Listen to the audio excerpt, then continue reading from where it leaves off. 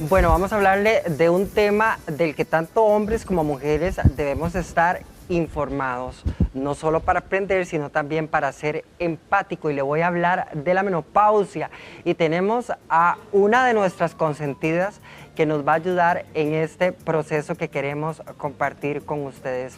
Doctora Erika, muy buenos días, gracias por acompañarnos. Me encanta que nos pusiéramos de acuerdo hoy en la mañana. Totalmente.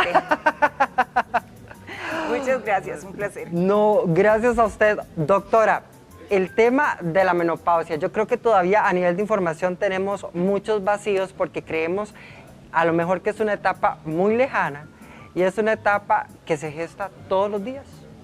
Sí, vos dijiste una cosa que es importante. Pensamos que es muy lejana, ¿verdad? Uno piensa en la menopausia y dice, no, cuando yo esté en la menopausia como a los 50. En realidad la menopausia es un proceso y suele iniciar muchos años antes, o sea, el cambio empieza hasta 10 años antes de que ya no venga más la menstruación. Y ese es el periodo que se conoce como perimenopausia. O sea, que yo puedo estar en mis 40, 43, 45 y ya estar con algunos síntomas que tal vez no sé que están relacionados con menopausia, pero que en efecto se deben a esto. Y hay una razón que creo que es muy válida para que hablemos de este tema. Y es que durante este periodo hay una serie de cambios en la salud de la mujer que nos hacen más propensas a desarrollar enfermedades cuando ya somos mujeres de 65 años, por ejemplo. O sea que este es un periodo, perdón, en el que vamos a tener la oportunidad de fortalecer nuestra salud o por el contrario, de debilitarnos. Así que sí es importante. Normalmente la gente dice, no, es que la menopausia es natural, a mí no me dieron calores, porque asociamos este periodo solamente con los bochornos. Lo que pasa es que asociado a la menopausia hay cambios del estado de ánimo, hay cambios en el sistema inmune, hay cambios en los niveles de azúcar, el colesterol y los triglicéridos tienden a subir. Entonces es un periodo que no es solo los bochornos, lo que pasa es que a veces no sabemos qué es eso. Y como es natural, que en efecto así es un proceso biológico, no pasa nada con eso, pero asumimos que entonces no tenemos que atenderlo, ¿verdad? Entonces tengo calores, pero me aguanto porque mi mamá se aguantó. Tengo resequedad vaginal, ardor, dolor cuando tengo relaciones sexuales, pero ese es un tema del que no voy a hablar porque seguro es parte de la vejez. ¿Ves? Entonces hay una serie de mitos y de cuestiones culturales que le impiden a la mujer accesar a una salud muchísimo más plena y sobre todo en una etapa que si actuamos adecuadamente podemos prevenir. ¿Qué puedo prevenir? Bueno, se ha visto que si durante este periodo abordamos bien el tema, podríamos evitar condiciones tan serias como la demencia, ¿de acuerdo?, como los infartos, como los derrames, como las fracturas de cadera. Entonces ahí es donde uno dice, ah, caramba, entonces la cuestión no es simplemente aguantarse los síntomas porque es un proceso natural, es un proceso natural. Pero hemos ido cambiando a lo largo de la historia. Hace muchos años las mujeres se morían entre los 40 y los 50, ¿cierto? Ahora las mujeres pueden vivir hasta un 40% más de su vida en la posmenopausia. Así que abordar este tema, muchas gracias, en este momento creo que tiene mucha importancia para que entendamos que siempre hay opciones. ¿Por qué te hago ese comentario? A veces pensamos que la única forma de tratar la menopausia es con hormonas. Y hay pánico hacia las hormonas, por desinformación o por la razón que sea. Pero las mujeres muchas veces dicen, no, es que yo no quiero recibir terapia de reemplazo hormonal. Bueno, está bien, pero usted tiene depresión por la menopausia, entonces deberíamos tratar esa condición. Usted no está durmiendo en razón de la menopausia, entonces deberíamos tratar esa condición. Hay un estudio, que es el estudio SWAN, muy grande, con una población enorme, que se hizo durante muchísimos años, que es patrocinado por el Instituto Nacional de Salud de Estados Unidos. Y ese estudio valoró la relación entre la intensidad de los bochornos, la frecuencia de los bochornos y las lesiones en las arterias como las que llevan irrigación al corazón. Y encontraron que hay una relación entre los bochornos y la salud cardiovascular. Entre más intensos son esos calores y más frecuentes, más riesgo tiene esa mujer de que su sistema cardiovascular se deteriore y tiene más probabilidades de desarrollar eventualmente deterioro vascular que implica más riesgo de infartos, de derrames o demencia vascular. Doctora, mitos o realidades, porque mucho se habla de la menopausia y creemos que la menopausia es a los 50 años. Y que, ¿verdad? Y usted nos está diciendo que el proceso inicia muchísimo antes.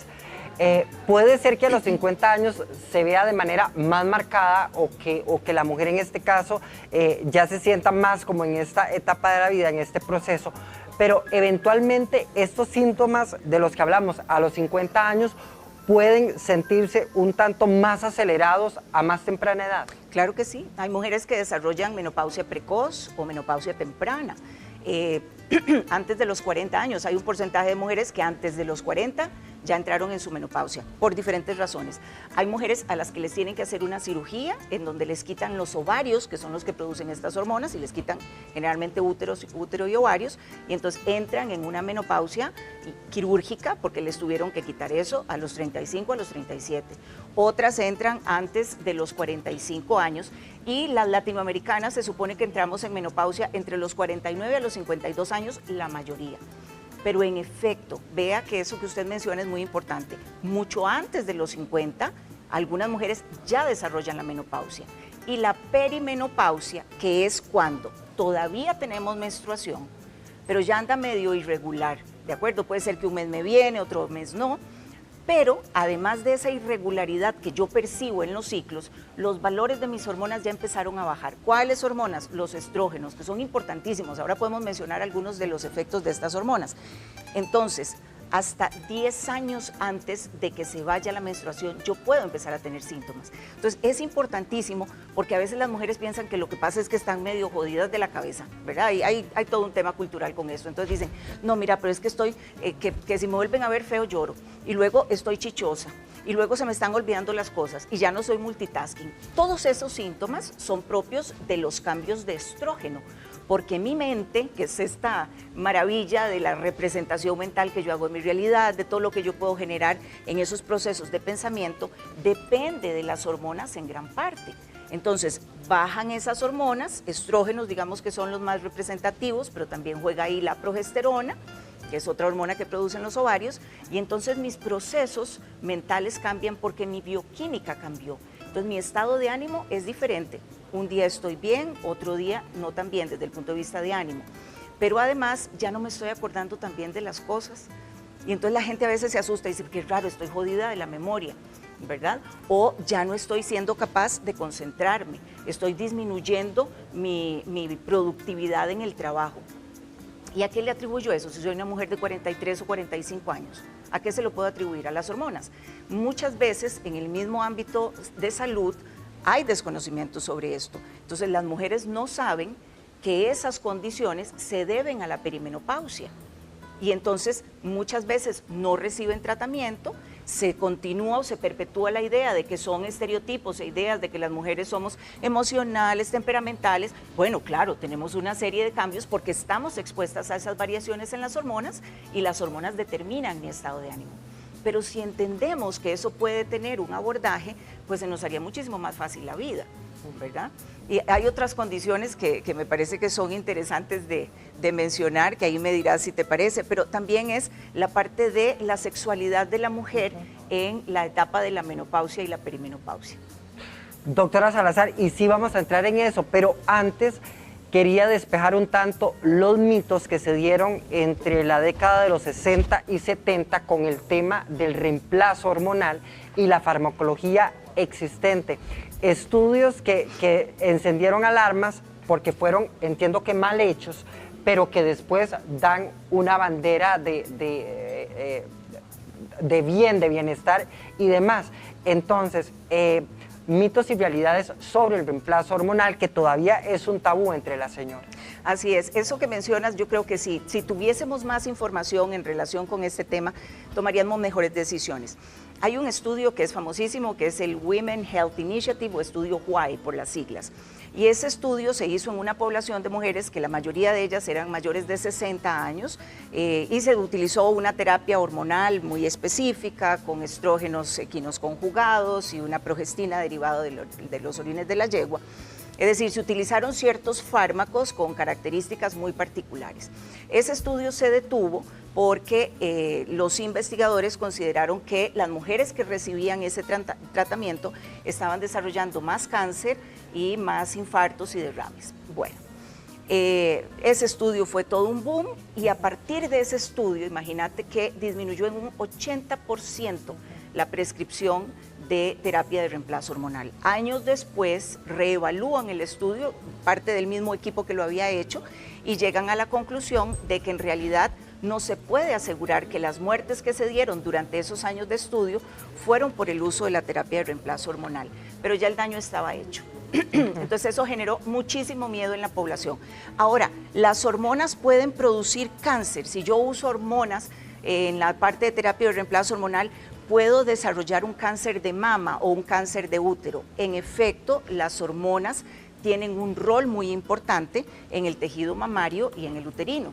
Entonces, sí puedo aumentar el riesgo, pero también yo voy a tener factores de riesgo diferentes. Por ejemplo, si yo soy una mujer de 50 años, que mi mamá tuvo cáncer de mama, mi tía tuvo cáncer de mama, tengo una hija que tuvo cáncer de mama tempranamente, yo no tuve hijos, me vino la menstruación desde los 8 años y son los 50 y no se me ha ido. Esos son factores de riesgo que me van aumentando los números. Entonces, desde el punto de vista de en qué me baso como profesional para eso, una de las cosas que podemos hacer es generar estratificaciones que existen, es decir, ya está determinado cómo puedo valorar el riesgo de una mujer para definir si le doy o no le doy terapia de reemplazo.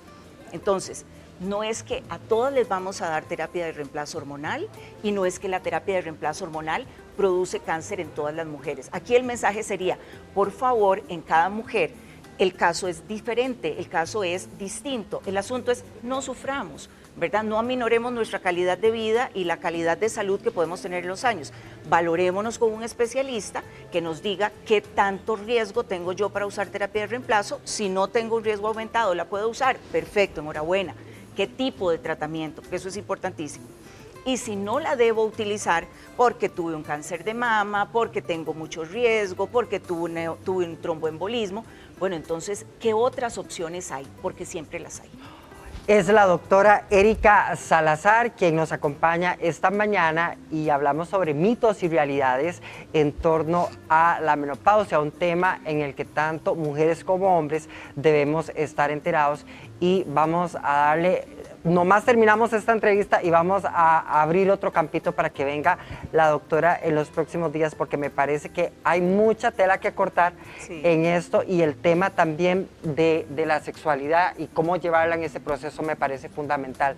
Doctora Erika Salazar, redes sociales, ¿dónde la pueden contactar? Bueno, pueden encontrarme en redes sociales como Centro de Salud Doctora Salazar, así aparece en Instagram, Facebook, y también pueden contactar al 8576-3838, que es el número telefónico de WhatsApp del consultorio.